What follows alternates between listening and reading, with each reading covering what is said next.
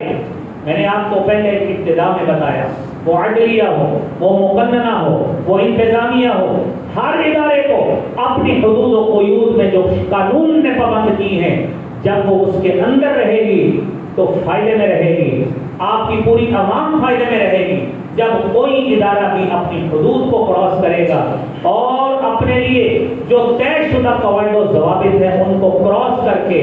اس سے زیادتی کرے گا تو لازمی بات ہے لوگوں کی حق تلفیاں بھی ہوں گی، لوگوں کے حقوق بھی غصب ہوں گے اور لوگ ایک دوسرے سے انتقامی جذبے سے بھی سرشار ہو کر لوگوں کی جان مال لوٹنے کی کوشش کریں گے۔ اس لیے بھائیوں، یہ سب لوگوں کا میرے آپ کے سمیت اپنے اپنے تئیں یہ ضرورت اور فرض ہے کہ جتنا جہاں پہ اپنی جورسڈکشن میں کردار ادا ہو سکتا ہے اس کو ادا کیا جائے۔ اگلی بات میرے بھائیوں سنیے، احتجاج کر رہے ہیں، ریلی نکال رہے ہیں، دھرنا دے رہے ہیں اور کسی جگہ پہ کسی پروفیشن میں شریک ہیں تو کیا کرنا ہے؟ اسلحہ کی نمائش نہیں کرنی۔ سیدنا ابو ہریرہ رضی اللہ تعالی عنہ بیان کرتے ہیں، صحیح مسلم کی 2617 نمبر حدیث ہے، آپ نے فرمایا لا یشیر احدکم الی اخیہ بالسلاح، کوئی شخص، کوئی مسلمان اپنے کسی عزیز مسلمان بھائی کی طرف اسلحہ کا اشارہ نہ کرے کہ میں آپ کو گولی مار دوں گا، میں آپ کو زخمی کر دوں گا، یہ خنجر تلوار میرے پاس ہے، میں اس سے آپ کو اڑا دوں گا، میں آپ کے ساتھ یہ سلوک کر دوں گا، وہ کر دوں گا۔ آپ نے فرمایا فَإِنَّهُ لَا يَدْرِي أَحَدُكُمْ، تم میں سے کوئی شخص یہ نہیں جانتا لَعَلَّ الشَّيْطَانَ يَنزِعُ فِي يَدِهِ فَيَقَعُ فِي حُفْرَةٍ مِّنَ النَّارِ، آپ کے ہاتھ میں گن ہے، آپ کے ہاتھ میں تلوار ہے، تیر ہے، نیزہ ہے، کچھ بھی ہے، اسلحے کی کوئی چیز ہے، شیطان آپ کو ورگلائے، جذبات کو بھڑکائے، آپ اس کے اوپر حملہ آور ہو جائیں، آپ کا حملہ آور ہونا آپ کو جہنم میں گرانے کے لیے کافی ہوگا۔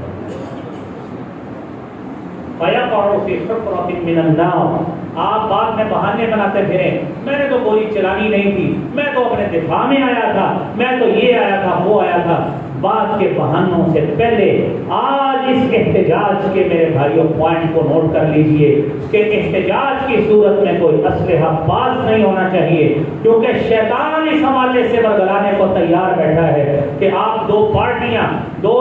گروہ آپس میں ایک دوسرے کے خلاف برسر پیکار ہیں، لہذا کوئی ایسا اس میں شوشہ چھوڑا جائے، کوئی ایسی سلگتی آگ لگائی جائے، کوئی ایسی چنگاری جلائی جائے جس سے یہ دونوں لوگ آپس میں لڑیں، ملک کا استحکام عدم استحکام سے دوچار ہو جائے اور یہ نیوکلیئر ریاست اور جو اللہ رب العالمین نے اس مملکت کو جو جوہری صلاحیت دی ہے وہ غیروں کے ہاتھ میں چلے گئے، وہ تو پہلے ہی بھیڑیوں کی طرح منہ کھول کے بیٹھے ہوئے ہیں کہ کب اس ملک پہ موقع ملے ہم اس کے ایسٹس پہ قابض ہوں۔ اللہ کریم اہل حل و عقد کو سمجھ عطا فرمائے اپنے اس ملک کی قدر افزائی کرنے کی اور اس آزادی کی میرے بھائیوں۔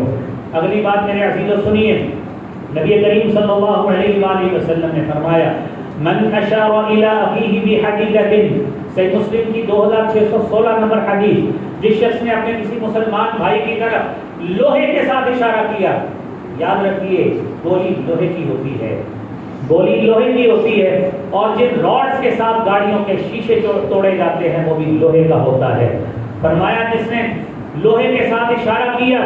فَإِنَّ الْمَلَائِكَةَ تَلْعَنُهُ، فرشتے اس پہ لعنت بھیجتے ہیں، حَتَّى يَدَعَهُ، جب تک وہ اس کو رکھ نہیں دیتا فرشتے اس پر لعنت بھیجنے کا سلسلہ جاری رکھتے ہیں۔ وَإِنْ كَانَ أَخَاهُ لِأَبِيهِ وَأُمِّهِ، چاہے وہ اپنے بھائی بہن ماں باپ سے مذاق میں ہی یہ کرتا ہے، اس وقت تک فرشتوں کی لعنت کا مستحق رہتا ہے۔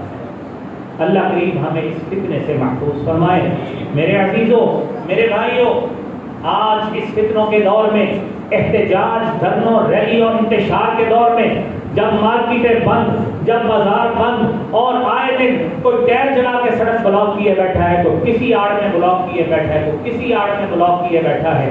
یہ ادب ہمیشہ ذہن میں رکھیے۔ اپنے جب بھی احتجاج کیجیے، جب بھی کسی ریلی میں شامل ہوں، جب بھی کسی دھرنے میں شامل ہوں، نبی کریم صلی اللہ علیہ وآلہ وسلم نے فرمایا، صحیح بخاری کی 105 نمبر حدیث ہے، خطبہ حج کے موقع پر آپ نے فرمایا ان دماءکم واموالکم، آپ کا خون، آپ کا مال، واعراضکم، آپ کی عزتیں، حرام علیکم، ایک دوسرے حرام ہیں. کوئی شخص کسی کا خون نہیں لے سکتا, کوئی شخص کسی کا مال نہیں لوٹ سکتا, اور کوئی شخص میرے بھائیوں کسی کی عزت